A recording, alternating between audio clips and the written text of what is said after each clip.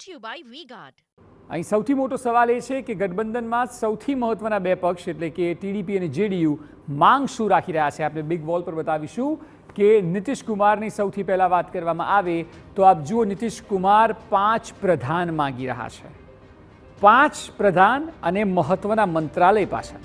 એ સિવાય બિહારને special status, Agniveer યોજના રદ થાય, જાતિ આધારિત વસ્તી ગણતરી થાય અને એ સિવાય 5 પ્રધાન એટલે આપ જોશો તો જાતિ આધારિત ગણતરી અને અગ્નિવીર યોજના રદ થાય એ બંને ઇન્ડિયા ગઠબંધનની પણ માંગ છે અને એ જ વાત નીતિશ કુમાર બોલી રહ્યા છે.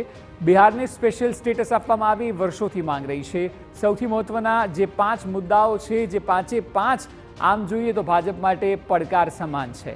હવે નાયડુની શું છે માંગણી? તો લોકસભા સ્પીકરનું પદ તેઓ માંગી રહ્યા છે.